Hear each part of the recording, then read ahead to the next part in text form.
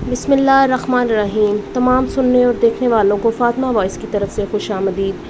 दोस्तों, कुरान करीम कोई किस्सा कहानी या तारीख़ की किताब नहीं कि जिसका मकसद किसी वाक़े को अव्वल से आखिर तक बयान करना हो। कुरान करीम का असलूब हर जगह ये है कि मौका ब मौका कोई वाक़या बयान करता है और अक्सर पूरा वाक़या भी बयान नहीं करता, बल्कि इसके जितने हिस्से से इस जगह को कोई मकसद मुतल्लिक होता है उसका वही टुकड़ा यहाँ बयान कर दिया जाता है। हज़रत आदम के 2 बेटों का ये किस्सा भी इसी असलूब हकीम पर नकल किया जा रहा है। दोस्तों, हम हाबील और काबील के बारे में बात करने जा रहे हैं। इस वाक़े की पूरी तफसील जानने के लिए वीडियो को बिना स्किप किए एंड तक लाज़मी देखिए, और अगर आप मेरे चैनल पर नए हैं तो मेरे चैनल को सब्सक्राइब भी कर दीजिए और बेल आइकन को भी दबा दीजिए ताकि मेरी हर नई आने वाली वीडियो आप तक बर वक्त पहुँच सके। दोस्तों, कुरान करीम ने ये बयान फरमाया है कि इन दोनों भाइयों ने अल्लाह ताला के लिए अपनी अपनी कुर्बानी पेश की, मगर एक की कुर्बानी कबूल हो गई और दूसरे की कबूल ना हुई। इसको कुर्बानी के पेश करने का वाक़या जब हज़रत आदम और हवा अलैहिस्सलाम दुनिया में आए और हर एक हमल से इनके 2 बच्चे जुड़वां पैदा हुए, एक लड़का और दूसरी लड़की। उस वक्त जब आदम अलैहिस्सलाम की औलाद में सवाए बहन भाइयों की कोई और ना था और भाई बहन का आपस में निकाह नहीं हो सकता था, तो अल्लाह ताला ने उस वक्त की ज़रूरत के लिहाज से शरीयत आदम अलैहिस्सलाम में यह खसूसी हुक्म जारी फरमा दिया था कि एक हमल से जो लड़का और लड़की पैदा हों तो वो आपस में हकीकी बहन भाई समझे जाएंगे और इनके दरमियान निकाह हराम करार पाएगा। लेकिन दूसरे हमल से पैदा होने वाले लड़के के लिए पहले हमल से पैदा होने वाली लड़की हकीकी बहन के हुक्म में नहीं होगी, बल्कि इनके दरमियान रिश्ता ज़वाज जायज़ होगा।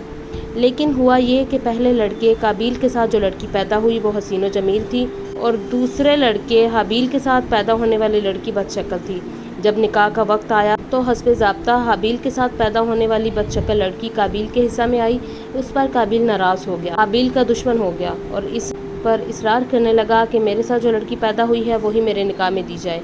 हज़रत आदम अलैहिस्सलाम ने शरई कायदा के मुवाफिक इसको कबूल ना फरमाया और हाबील और काबील के दरमियान रफ़ा इख्तिलाफ़ के लिए ये सूरत तजवीज़ फरमाई कि तुम दोनों अपनी अपनी कुर्बानी अल्लाह के लिए पेश करो। जिसकी कुर्बानी कबूल हो जाएगी ये लड़की उसको दे दी जाएगी, क्योंकि हज़रत आदम अलैहिस्सलाम को यकीन था कि कुर्बानी उसी की कबूल होगी जिसका हक़ है, यानी हाबील की। उस ज़माना में कुर्बानी कबूल होने की एक वाज़ेह और खुली हुई अलामत ये थी कि आसमान से एक आग आती और कुर्बानी को खा जाती थी, और जिस कुर्बानी को आग ना खाए तो यह अलामत के ना कबूल होने की होती थी। अब सूरत ये पेश आई कि हाबील के पास भेड़ बकरियाँ थीं, इसने एक उम्दा दुम्बा की कुर्बानी की। काबील काश्तकार आदमी था, इसने कुछ गल्ला गंदम वगैरह कुर्बानी के लिए पेश किया, और हुआ ये कि हस्बे दस्तूर आसमान से आग आई, हाबील की कुर्बानी को खा गई और काबील की कुर्बानी जूं की तू पड़ी रह गई। इस पर काबील को अपनी नाकामी के साथ रुसवाई का गम व गुस्सा और बढ़ गया, तो इससे रहा ना गया और खुले तौर पर अपने भाई से कह दिया कि मैं तुझे कत्ल कर डालूंगा। हाबील ने उस वक्त भी गुस्से की बात का जवाब गुस्सा के साथ देने की बजाय एक ठंडी और असूली बात कही, जिसमें उसकी हमदर्दी और खैरख्वाही भी थी कि अल्लाह ताला का दस्तूर यही है कि मुत्तकी परहेज़गार का अमल कबूल फरमाया करते हैं। अगर तुम तकवा और परहेज़गारी इख्तियार करते तो तुम्हारी कुर्बानी भी कबूल होती। तुमने ऐसा नहीं किया तो कुर्बानी कबूल ना हुई, इसमें मेरा क्या कसूर। काबील पर इस नसीहत का उल्टा असर पड़ा और इसने गुस्सा से मुश्तइल होकर अपने भाई हाबील को कत्ल कर दिया।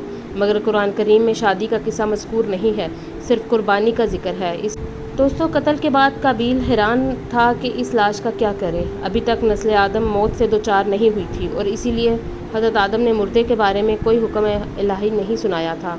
यकायक इसने देखा कि एक कौवे ने ज़मीन कुरेद कुरेद कर घड़ा खोदा। काबील ने सोचा कि मुझे भी अपने भाई के लिए इसी तरह घड़ा खोदना चाहिए, और बाज़ रवायात में है कि कौवे ने दूसरे मुर्दा को इस गड्ढे में छुपा दिया।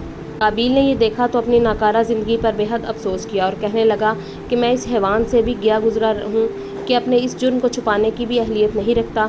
निदामत से सर झुका लिया और फिर इसी तरह अपने भाई की लाश को सुपुर्द हाक कर दिया। दोस्तों, इस वाक़े की तमाम तफसील जानने के लिए सूरत माइदा को तर्जुमा के साथ पढ़िए, और अगर आपको वीडियो पसंद आए तो वीडियो को लाइक कर दें और मेरे चैनल को सब्सक्राइब भी कर दें। मुझे दीजिए इजाज़त। अल्लाह आपका हामी नासिर हो।